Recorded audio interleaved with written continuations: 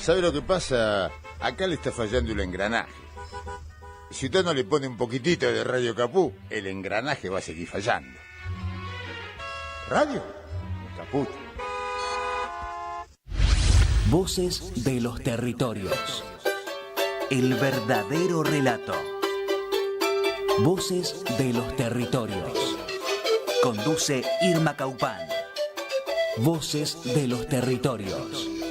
Los martes a las 9 de la noche. En Caput. Un programa que apoya permanentemente al teatro independiente y al arte en sus distintas ramas. Poco ruido y muchas nueces. Patricia Rosas entrevistando a referentes del teatro independiente, más las columnas de distintas áreas de la cultura. Poco ruido y muchas nueces. Los sábados a las 17 horas. En Caput. Radiocaput.com. Estás conectado. Estás en Caput.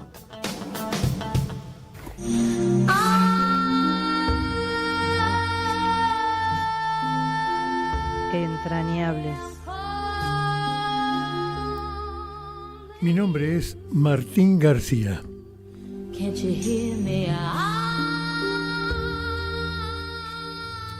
Hoy vamos a tener el placer de conversar con una compañera, Soledad Edway García, que vivió muy intensamente su militancia y la de tantos compañeros a lo largo de las épocas terribles que vivió el país, que conoció a un compañero Requena, con el cual pudieron reencontrarse con el amor y con el compañerismo. Y te estamos viendo al aire muy bien, querida compañera, bienvenida a Entrañables. He estado leyendo las declaraciones y el resumen que hizo Página 12 sobre tu historia y la del compañero Requena, y me quedé muy impresionado por tantas situaciones que has tenido que sufrir, digamos.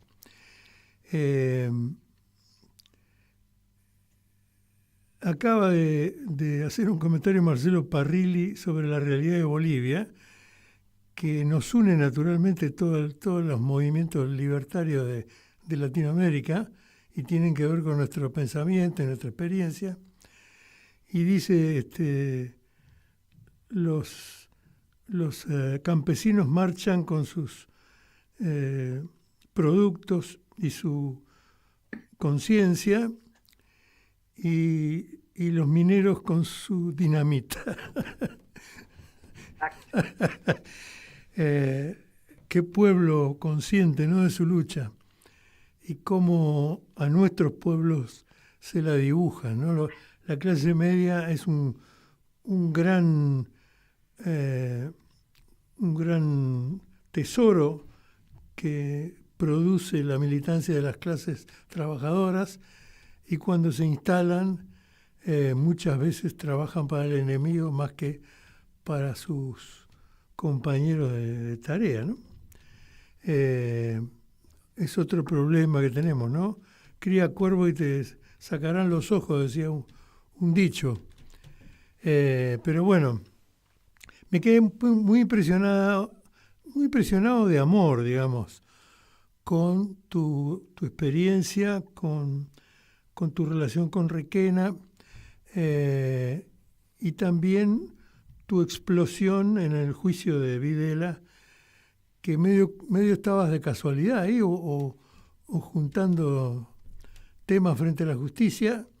Te tocó estar frente a Videla y pudiste regalarle a todos los demás jueces que estaban la verdad de lo que pasaba en el exterminio de los compañeros, ¿no?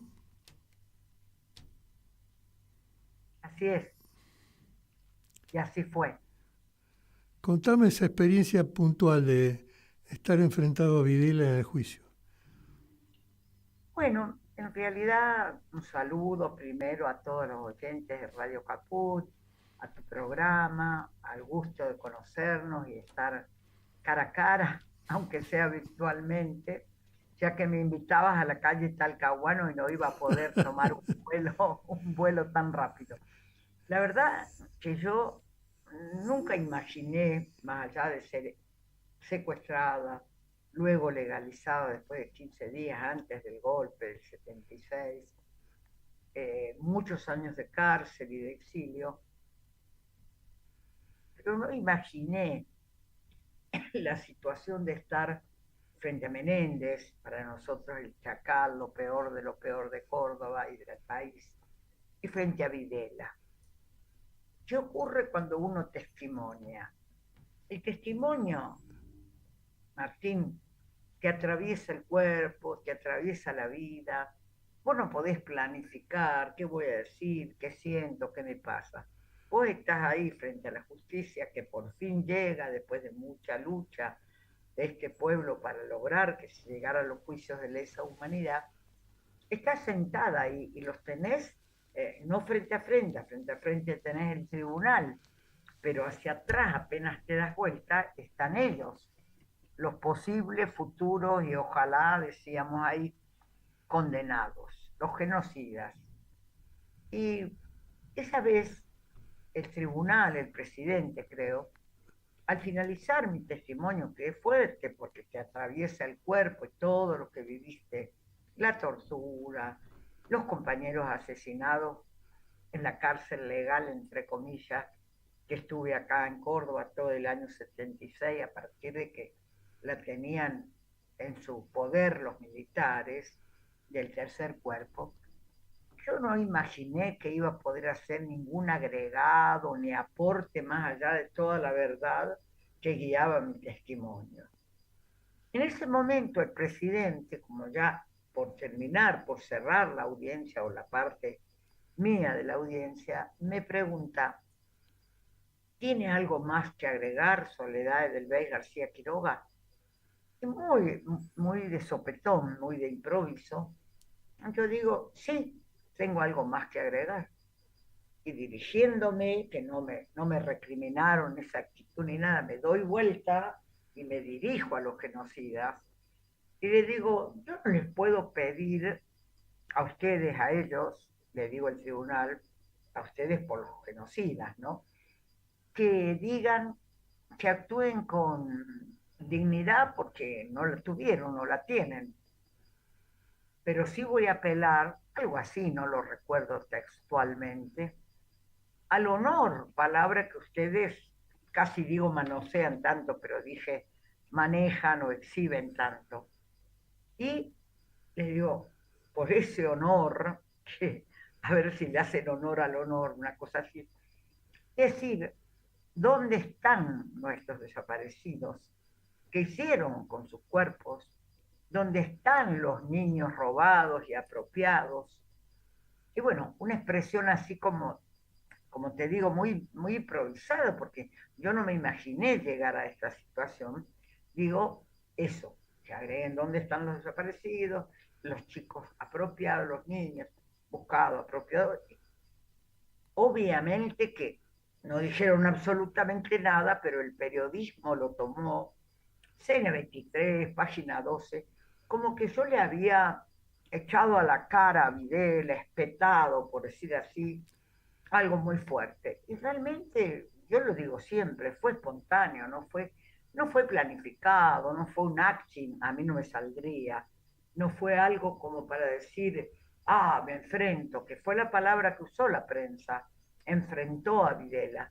No, yo no tenía condiciones, por más que había pasado el momento en que eran dueños de nuestras vidas y nuestras muertes, no me sentía en condiciones en un tribunal, tratando de ser absolutamente veraz en mis palabras, de recriminar, de espetarles o de reprocharles a ellos nada, sí de exigirles si tenían algo de eso del honor. Y eso fue todo, la verdad que te lo cuento sinceramente, y auténticamente como me pasó, porque no podría haber planificado otra cosa, Ujú. porque ni siquiera era habitual que el presidente del tribunal de juicio de lesa humanidad dijera, ¿quiere usted agregar algo? Yo lo escuché en mi caso y en alguna otra oportunidad, como estaba presenciando los juicios en otros casos, no muchas veces. Entonces me dio esa oportunidad, para mí maravillosa, porque yo me sentí, la verdad, como aliviada. Te digo, Martín, que si lo analizo ahora, digo, ¿cómo pude? Porque algunos periodistas me decían, qué valiente. No, no, no fue valentía, fue la necesidad de reclamar algo colectivo, porque era un pedido de la sociedad. Y eso sentí yo y lo siento hasta hoy, esa satisfacción.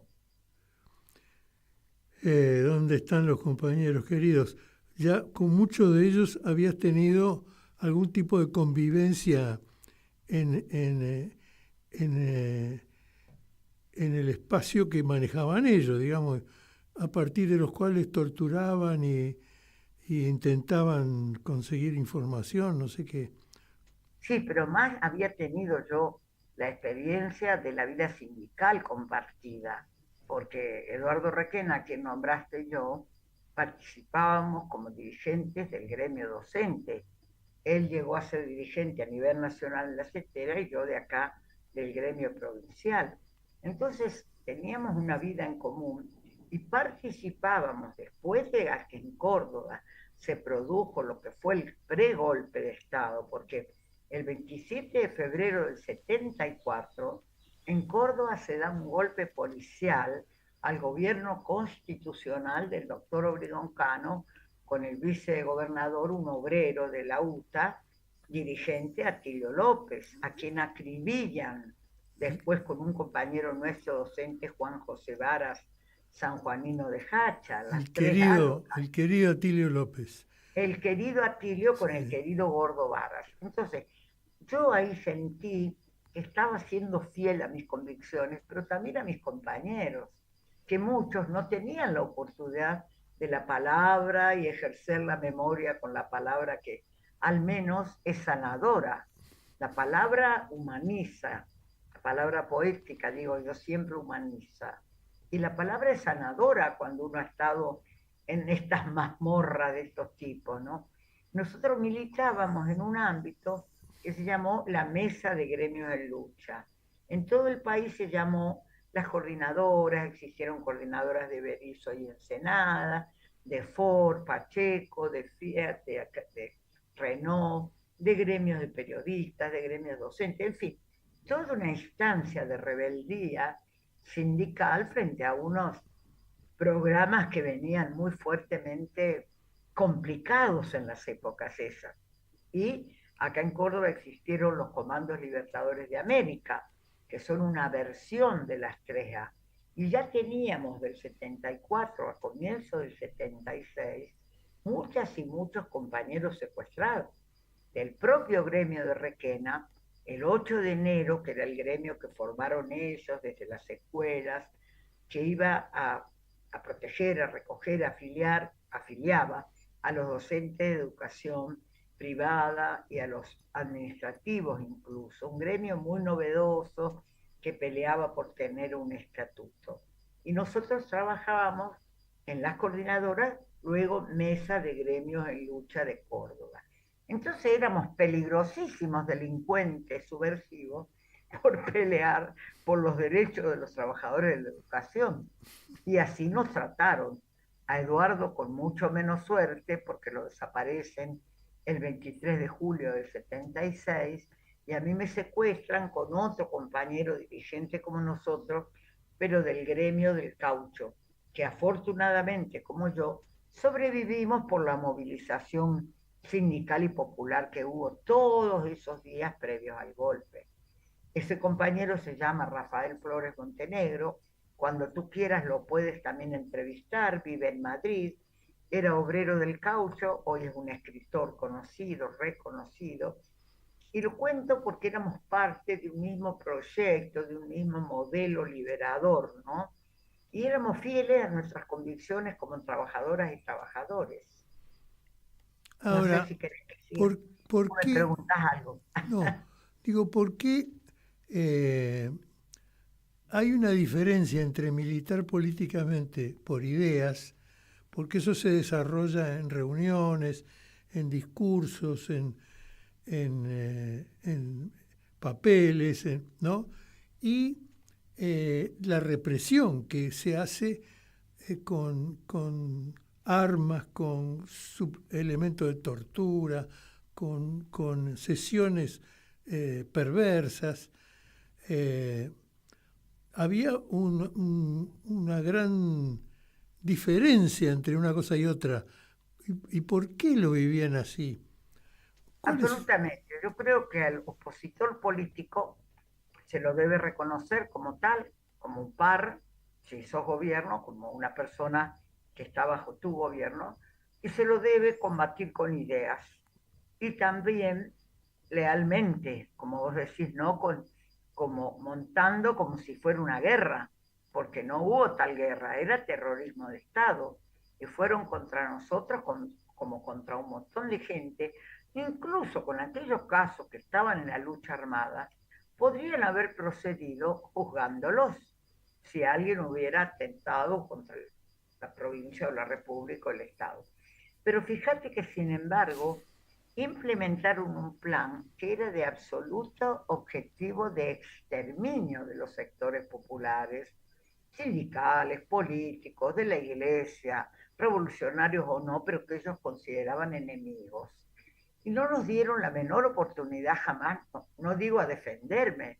Yo estuve 4 años y algo presa sin causa ni proceso, a disposición del Poder Ejecutivo Nacional. Cuando alguna vez pregunté, me decían que era por averiguación de antecedentes. Y no pude salir en libertad acá, no me dieron la libertad. Me vi obligada al exilio en España.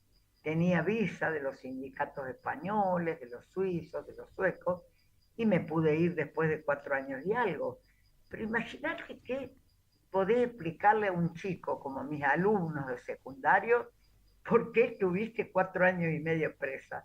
Solamente por el terror de Estado, solamente por la necesidad que tenía, y acá hay que escuchar muy bien, de aplicar un plan económico, político, social y cultural tremendo, de exterminio y de imposición de una política que lamentablemente siguió con la dictadura, con el neoliberalismo, con Macri, y ahora pretende imponer que es el hambre de los sectores socialmente marginados o populares o popularizados, y la industria avasallada, destruida, las fábricas cerradas, la echada de gente, el mismo libreto que estamos viendo ahora, ¿verdad? Ujú. Que hemos visto más de una vez. ¿Cómo? Y hemos visto más de una vez, digo. Seguro. Seguro. Te voy a invitar a compartir un poquito de la música que te acompañó en tu exilio español, Ah, bueno, qué con lindo, Eduardo gracias. Aute. Buenísimo.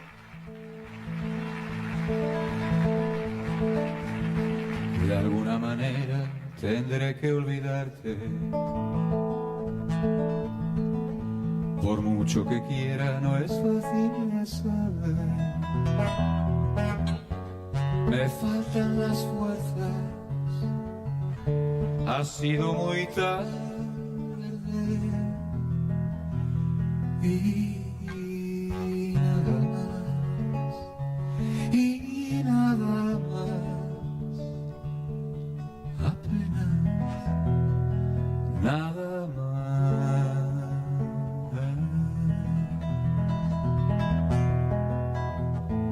Las noches te acercan y enredas el aire. Mis labios se secan e intento besarte. Qué fría es la cera de un beso de nadie. Y nada más, y nada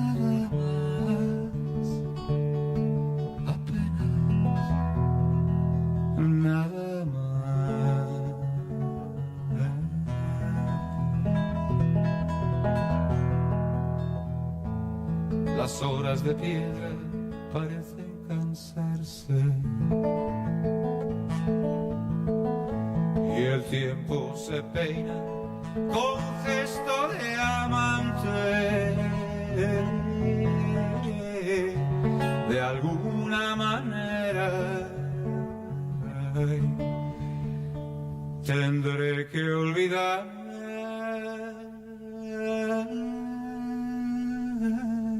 Y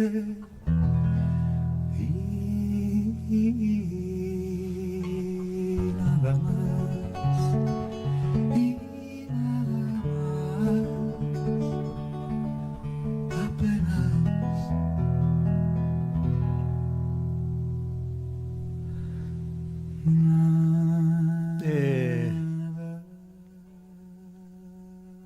Fíjate que dijiste que me acompañó en mis horas de exilio, pero es una canción que también tiene que ver con Requena y el amor, ¿no? Porque Contame cuando un poco alguien de está, Requena, contame un poco eso, cuando esa alguien está etapa. desaparecido, uno tiene que proponerse olvidarlo. Entonces, de alguna manera tendré que olvidarte, ¿no? Porque era imposible, es imposible olvidar a una persona que fue un ser humano increíble, una persona humanamente bella, bonita, una persona dedicada a su compromiso con la historia y la geografía de la que era profesor, a sus alumnos, al deporte, a la familia. Es muy difícil que arranquen de tu vida una persona sin idealizar, sin romantizar, de esas características y con la que construiste una vida familiar, pero política y sindical también. Entonces, era tal la armonía que una amiga docente también que vive ahora en el sur, dice, Soledad y Eduardo eran mano guante, porque veía una armonía y porque nos conocimos, fue un amor fuerte, casi a primera vista, porque nos quisimos, porque nos amamos, porque vivíamos un compromiso integral. ¿Qué edad Entonces, tenías? ¿Qué edad tenían? Eduardo cuando desaparece en el 76 ya tenía 36 años. Yo cuando me secuestro, 32, 33. Me llevaba muy pocos añitos. Era una persona muy deportista de una ciudad de acá del interior de Córdoba, Villa María, con una familia muy querida, muy querible, muy futbolera como él. Él era un apasionado de la historia y de la economía, de la geografía económica, pero también del fútbol, muy destacado en deporte. Fue subcampeón con su grupo de salto en alto. Mira, No me acuerdo los metros porque no soy muy ducha en eso. Desde chico jugó en los campeonatos de Vista, era muy, muy, muy buen, parece, futbolista de River de Villa María. mira. Y bueno, nuestra relación fue muy fuerte. Entonces, ahora que estamos buscando sus cuerpos, que no nos olvidamos nunca de que podemos llegar a encontrarlos y estamos encontrando, yo siento que es una manera de traerlo, aunque sea para despedirlo, nuevamente a la vida, porque tuvimos una vida, no, no éramos como decía Videla, los desaparecidos no fueron una entelequia, tuvimos sueños, tuvimos proyectos de vida, proyectos de cambios de la sociedad. Y eso fue lo que nos unió tanto y vivimos años maravillosos. ¿Qué más querés que te cuente de Requena, que tuvo la audacia de construir con otras compañeras y compañeros un sindicato que desafió al establishment, porque él era el docente de educación privada, laica, no confesional, pero en esa cantidad de representaciones de escuelas de la provincia de Córdoba, entraron colegios confesionales y no confesionales. Y ahí fue como un desacato a la autoridad, porque lucharon para tener un estatuto en plena época democrática de Obregón Cano y Atilio López como gobierno y en otros momentos más difíciles. De ese sindicato, la gran cantidad de la conducción local y de la provincia están desaparecidos o fueron encarcelados como yo, o tuvieron que ir a exilio, de todo. Entonces yo digo, ¿qué visión tuvieron para los desarrollos democráticos, combativos, y que podían superar instancias burocráticas, ¿no? Fue un enemigo grande Requena para ellos, porque cuando llegó parece militar a La Perla, de cuyo nombre no tenemos rastros, se sorprendió de que lo hubieran matado tan pronto, a lo mejor duró 15 días, no sabemos, porque era un formador de conciencias en el sur de la provincia. Él trabajaba en su ciudad, Villa María, trabajaba en Belleville y trabajó después en Córdoba el último tiempo. Entonces era una mente muy interesante y para ellos muy peligrosa, muy peligrosa. Qué ridículo, ¿no? Pero, claro, estaban en el exterminio. Absolutamente. A uno le cuesta entender, pero, digamos, sin ir muy lejos, cuando Trump tira bombas en una escuela de niños Sí. para que Irán reaccione según su interés, y tan tranquilo vuelve a su tarea de responsabilidad, como si hubiera celebrado una fiesta infantil, digamos. Bueno, yo creo que estos genocidas tienen mucho en común. Ellos planificaron, o querían hacer creer que era una guerra de dos bandos, se pusieron al hombro la idea de destruir, de aniquilar, de matar para justificar su intervención, porque en realidad la guerrilla fue un pretexto. Ellos usaron todos los sectores democráticos que destruyeron y corrompieron y avasallaron y, como dijiste, violaron, etcétera, para imponer ese plan.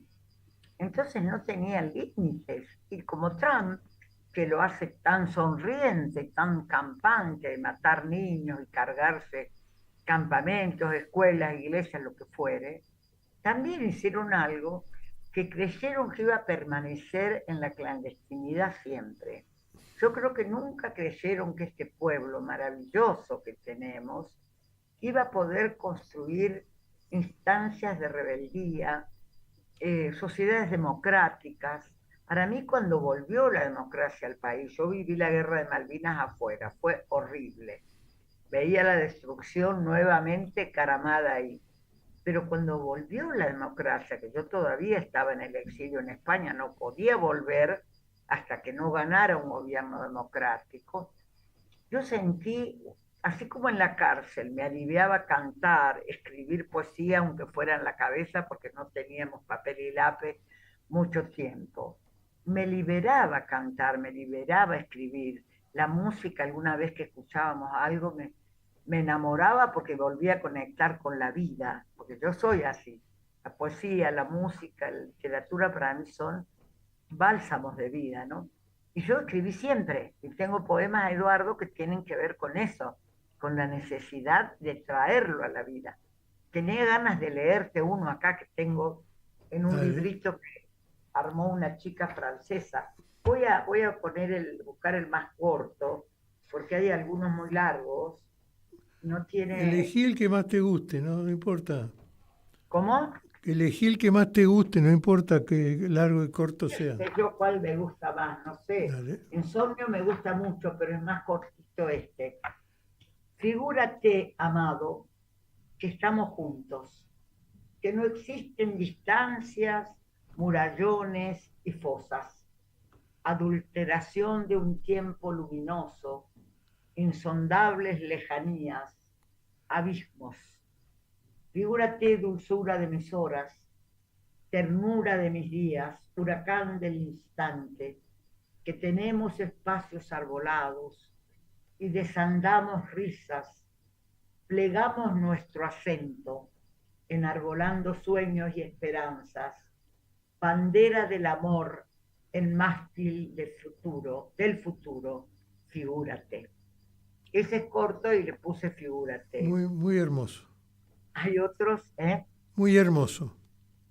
Sí. No sé si es hermoso, es lo Sí. que sentía. Y mucho más cuando escribíamos sin papel y lápiz, tuve que memorizarlo, ¿no? Uh-huh.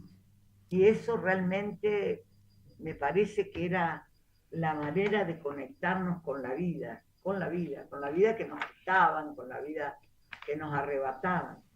Y acá tengo un pedacito de uno escrito a los docentes. Dale.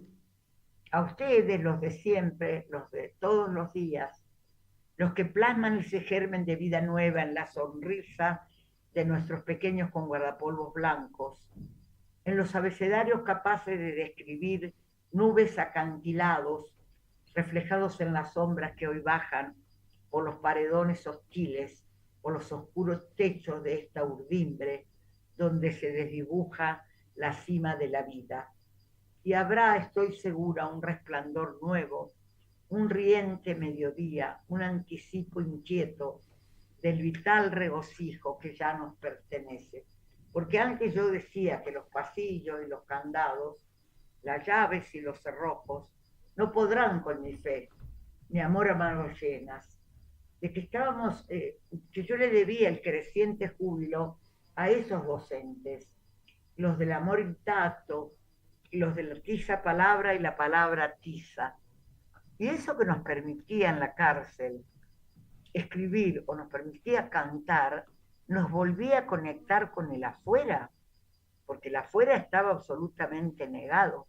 Y así como en el exilio escribía sobre colores que añoraba, olores que añoraba, extrañamiento frente a una realidad diferente, y hablaba de que echaba de menos, tú conoces Córdoba, yo echaba de menos la Cañada.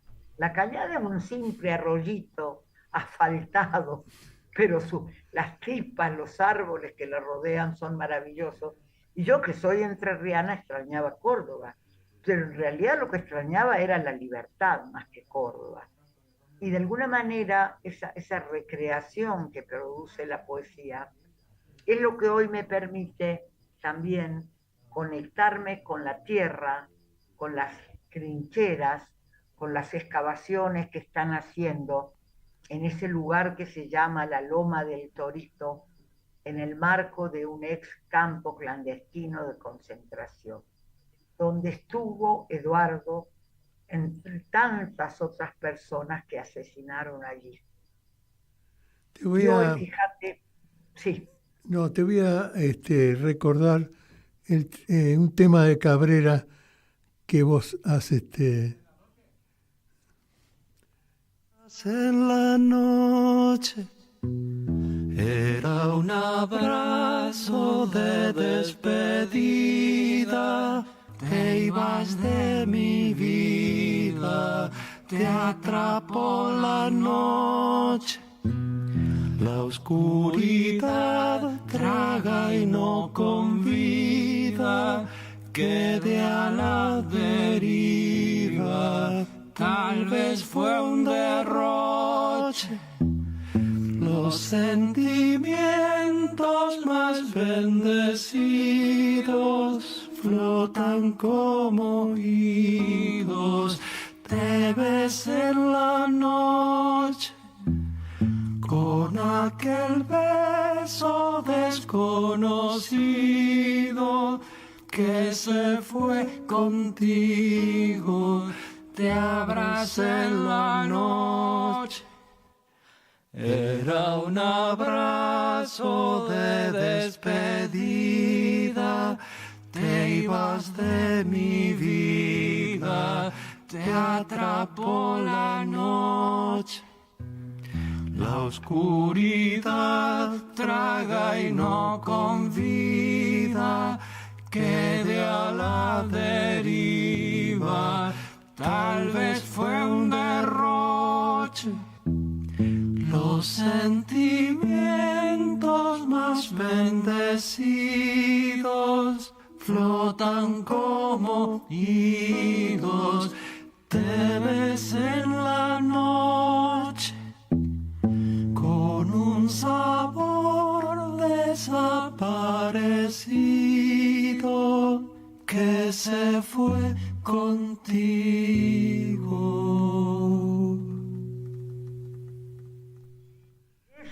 Las elecciones musicales hermosas, gracias, gracias. Te han acompañado en momentos duros. Cuánto placer, cuánto placer estar acá contigo. Y bueno, ha sido una generación muy encendida, muy esperanzada, muy esperanzadora para el resto de la población y muy masacrada, muy Muy perseguida, muy dolorida, muy... yo no voy a coincidir en que fusilar está bien en ningún caso. Ni un lado ni el otro, digamos, y menos a la ¿Con gente qué no vas a coincidir? No entendí. detenida. No, con el fusilamiento de las personas, con matar, no puedo coincidir. Pero además, torturar, me parece, aparte de torturar a gente que vas a matar, ¿qué sentido tiene, no? Sé que muchos curas han contenido la sensación de incomodidad de los torturadores y asesinos, para decirle, bueno, hijo, hay cosas que hay que hacer, pero Dios te lee y te comprende. Y estabas matando gente o estabas torturándolo. Es muy difícil salir de un sistema que tiraba a las mujeres de los aviones vivas. Exacto. Para que se reventaran contra el mar, digamos. Es muy difícil reconstruir la humanidad desde ese lugar. Y además con todo un sistema oficial que lo avalaba, ¿no? Esos inventos que hace Estados Unidos cuando organiza el Plan Cóndor, de tal ajenidad que después promovieron a algunos generales como López Ofranc, que armó una empresa para torturar y se la vendieron los servicios a otros países de América. ¿No? Una cosa insólita, que se pueda pensar en un sistema organizado con recursos del Estado para asesinar, torturar y hacer desaparecer, robar hijos, tirar a las mujeres de los aviones. Digo, todo un plan macabro, insostenible en la mente de uno, en la conciencia de nadie, ¿no? Por eso, Martín, yo creo que no podemos estar nunca de acuerdo en ningún caso con la tortura, en ningún caso con el asesinato de gente que piensa diferente, en ningún caso con matar al que se considera adversario político. Yo creo que la sociedad democrática debe construir posibilidades de discutir, de armar debates políticos, de respetarnos. Nosotros ahora estamos sufriendo un gobierno terrorífico y no salimos a pedir justicia por mano propia. Sabemos que esto va a cambiar porque la sociedad reflexiona y porque el voto es un arma de la democracia, es una herramienta. Pero ellos armaron, como vos decís, sobre el Plan Cóndor, Uruguay, Chile, Brasil antes, Argentina. ¿Y nosotros cuándo vamos a poder pelear con armas totalmente pacíficas por la patria grande? Vos hablabas al principio de Bolivia. Están pasando cosas que no podemos aceptar. El pueblo está sintiendo algo que evidentemente vos te reías por los obreros con la dinamita, nosotros ni las minas nos han dejado, están entregando el país, no existe la soberanía. Entonces, acá me parece que lo que hay que reflexionar, que cualquier dictadura es terrorífica, pero un gobierno montado sobre la base del Estado, implantando el terror de Estado, porque a mucha gente la mataron para que sus vecinos se paralizaran, tuvieran miedo. Yo estuve con una chica que estaba presa sin causa ni proceso como yo, pero ni sabía por qué estaba presa. Yo sabía que era por mi lucha sindical, por mis ideales de liberación, por la defensa de la clase trabajadora, pero ella sabía que estaba por homónima, porque era Cristina Rodríguez y habían querido apresar a otra Cristina Rodríguez que nunca la encontraron. Esa chica se chupó 1 año de cárcel sin entender por qué. Probablemente le destruyeron la vida. Yo no avalo absolutamente ningún tipo de violencia. Soy casi una pacifista, no de Mahatma Gandhi, una pacifista más actual, más ayornada. pero realmente de pensar que las sociedades se deben un espacio de crecimiento, de inversión, de producción, de respeto entre los humanos y las humanas, y que los gobiernos, ningún tipo de gobierno tiene derecho a imponer, pero mucho menos por el terror de Estado. Tenemos todavía niños que no aparecen. Nosotros estamos buscando los cuerpos de los nuestros en La Perla, pero tenemos como 300 y pico de niños no recuperados que viven con una identidad falsa. Entonces, eso es lo que yo quiero más que nada señalar, ¿no? De que en ningún caso podemos avalar no solo gobiernos de fuerza, sino que entran con un pretexto, pero en el fondo persiguen otra cosa, porque acá se pretendió inmovilizar a una sociedad que afortunadamente no se inmovilizó. Pasaron años, 30.000 o más desaparecidos y muertos, niños apropiados, y la sociedad argentina, en una parte importante, sigue respondiendo a memoria, verdad, justicia, sigue respondiendo a pedir juicios justos, nunca venganza. Entonces nosotros estamos todavía acá en esta vida, yo tengo más de 80 años, para resguardar estos pactos democráticos que se quiere destruir, estas instancias de construcción democrática que se pretenden avasallar nuevamente, ya no con los tanques en la calle, hambreando al pueblo. No sé si a vos te pasa, pero yo voy por la calle en Córdoba, mi tierra de adopción, y te juro que sufro de ver gente durmiendo en la calle. Te pido un minuto porque vienen a buscar mi auto y tengo que atender aquí. ¿Cómo no? Vamos a escuchar la oración del remanso, que tanto coincide con el espíritu de lo que estaba diciendo Soledad.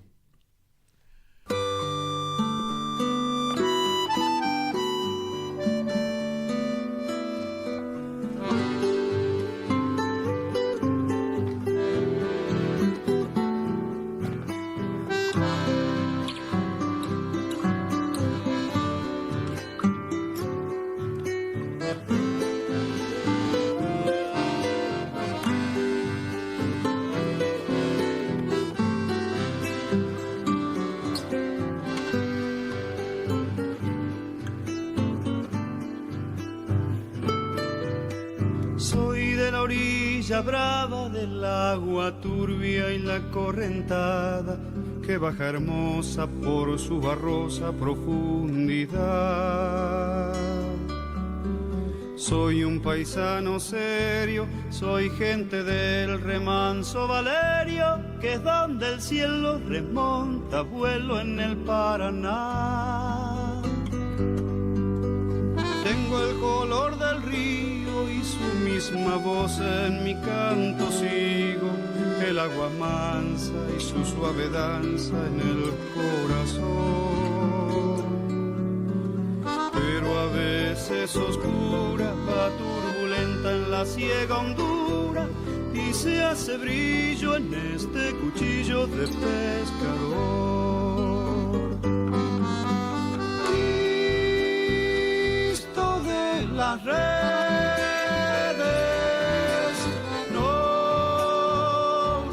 abandones, y en los espineles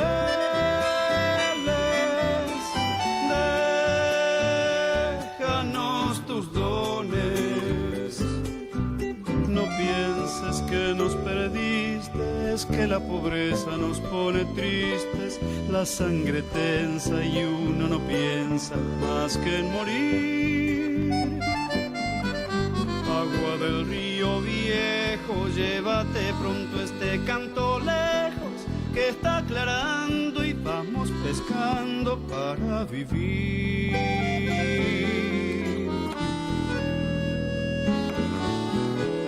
Llevo mi sombra alerta sobre la escama del agua abierta y en el reposo vertiginoso del espinel. Sueño que alzo la proa y subo a la luna en la canoa y allí descanso, hecha un remanso mi propia piel. dolores. Ay, Cristo de los pescadores, dile a mi amada que está penada esperándome, que ando pensando en ella mientras voy vadeando las estrellas, que el río está bravo y estoy cansado para volver.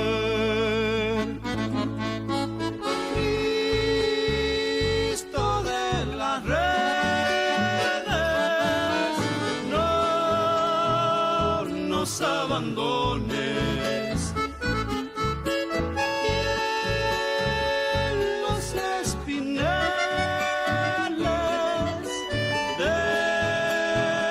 déjanos tus dones. No pienses que nos perdiste, que la pobreza nos pone tristes, la sangre tensa y uno no piensa más que en morir. Agua del río viejo, llévate pronto este canto lejos, que está aclarando y vamos pescando para vivir.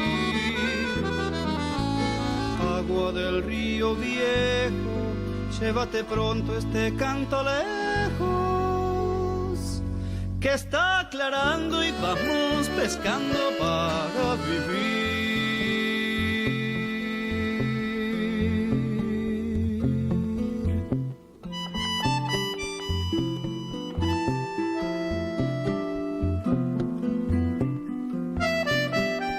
Jorge van der Mole,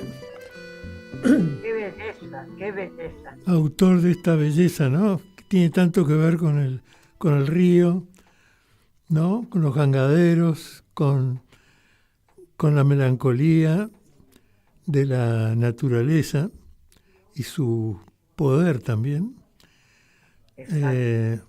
Y también tomémoslo como homenaje a tantos compañeros y compañeras que han sufrido la tortura y la muerte por defender a su patria y a su bandera, a sus vecinos, a sus amigos y a sus verdades,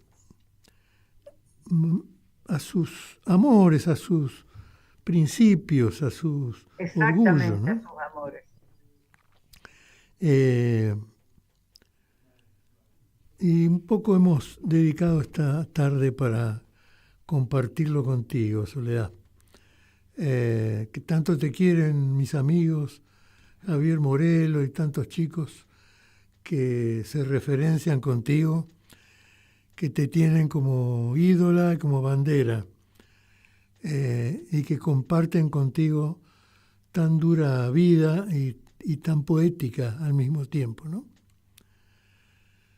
Vos sabés que yo no me siento bandera ni referencia, me siento más que nada que tengo la dicha de tener esos amigos. Javier es hijo de un matrimonio de Villa María, muy amigo de mi compañero Eduardo Requena, unas personas maravillosas, Julia y el Gordo Morelo, Alfredo. Y Javier es también un símbolo de aquella época, era un chiquilín cuando hacíamos unos campamentos de chicos, de jóvenes. Y la verdad que lo amo, lo quiero como un amigo, un compañero, porque precisamente guardan también, él escribe muy bonito y escribe siempre a Eduardo Requena, y eso a mí me da mucha fuerza para seguir la lucha, porque hoy es duro también mantenerse en el camino de la coherencia y de la ética. Y este tipo de amigos que uno tiene, jóvenes, de amigas, como en el caso de esta niña, casi 50 años, pero es una niña, 40 y pico de años, que ha recuperado o que va a recuperar algo del cuerpo de sus padres, Paula Mónaco Felipe, que el padre, hoy fuimos a un homenaje en radio y televisión, en la empresa de los SRT, con el sindicato también, porque él fue camarógrafo y luego redactor de Canal 10 en Córdoba, la mamá psicóloga de Villa María. Son el ejemplo de que siguiendo la lucha podemos llegar a la verdad. ¿Por qué, Martín? Porque llegar a la verdad es que se compruebe que allí estuvieron, que son 30.000, que la lucha puede continuar para que aparezcan sus cuerpos. porque tuvieron la perversión, como dijiste vos, de torturarlos para matarlos, de asesinarlos y luego esconder sus cuerpos, doblemente porque sacaron cuerpos, los movieron, hicieron una cosa terrible allí en La Perla. Para no terminar o no seguir con temas tan duros, te quiero decir que pondero la elección de las canciones preciosas, en los tres casos son cosas que me representan, me identifican y me reparan mucho, ¿no? Yo soy una persona que a veces ando cantando sola, porque necesito eso, porque la vida no puede ser dureza, tristeza, melancolía. Puede ser, lo es, pero las dos caras conviven y el ser humano lucha por convivir con la alegría, con la esperanza, como dijiste vos al principio, ¿no? Que éramos una generación esperanzadora y esperanzada. Te invito a ir despidiéndonos con Liliana Herrero, con Juan Falú, con Teresa Parodi, que también representa mucho de todo eso que has expresado. Te agradezco infinitamente el programa, la manera de dialogar, el cariño que le pones y la profesionalidad. Y te mando un abrazo hasta que podamos conocernos más personalmente. Muchas gracias, Soledad. Gracias por la música, por tu calidez, por todo. En homenaje a tanta gente que ha vivido tanto amor, que ha dado tanta vida y que ha sufrido tanto por ser quienes somos, los argentinos, la gente de bien, los trabajadores, los pensadores, los escritores, los jangaderos, Los periodistas. los periodistas. Gracias. El pueblo es amor sin fin, el pueblo es amor sin fin, ay, cantando el sol.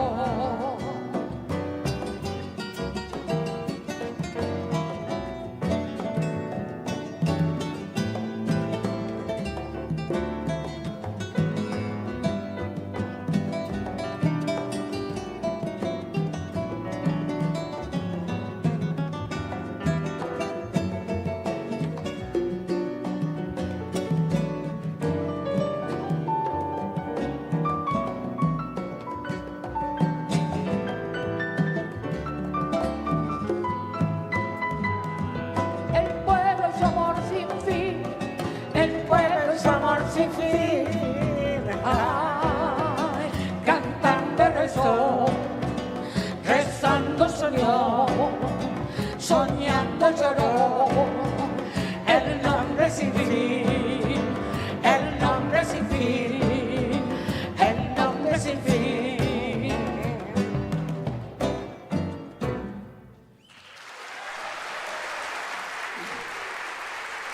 Muchas gracias, Soledad. Es un gran gusto conocerte, una alegría, un homenaje a tu amado Requena y a todos los amores que has sentido como persona de bien en la vida. Un abrazo, Martín. Un saludo a los oyentes de Radio Caput. Y qué lindo conocerte. Una alegría. Igualmente. En este día frío de Córdoba. Córdoba la querida. Yo he estado en la casa de Atilio López con él y he estado luego con Obregón Cano varias veces tomando café en un café de Caballito frente al parque. Así que, y he vivido en Córdoba con Mirá mi qué mujer bueno. y mis hijos un año casi, y he inaugurado el móvil exterior de Radio Universidad. Así que tengo mi amor por esa muy particular provincia y muy particular cultura. ¿En qué año viviste en Córdoba? Ya ni me acuerdo, pero tendría que mirar, preguntarle a alguien. Hace mucho. Un gusto enorme. Muchas gracias. Gracias a vos, a ustedes. Gracias a nuestros oyentes y oyentas. Entrañables. Nos encontramos el martes que viene, 17 horas.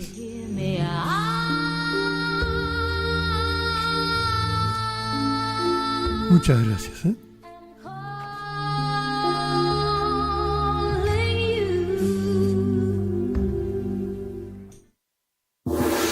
¿Querés arrancar la mañana bien informado? InfoSiberia, las noticias en tu celular. Manda un mensaje de WhatsApp al 1128679078 y recibilo gratis todas las mañanas. Vos sos la única que me hace feliz cuando nadie te dice la verdad. InfoSiberia, las noticias en tu celular. No seas como los demás. Manda un mensaje de WhatsApp y recibilo gratis todas las mañanas. Soy muy tímida. Ok.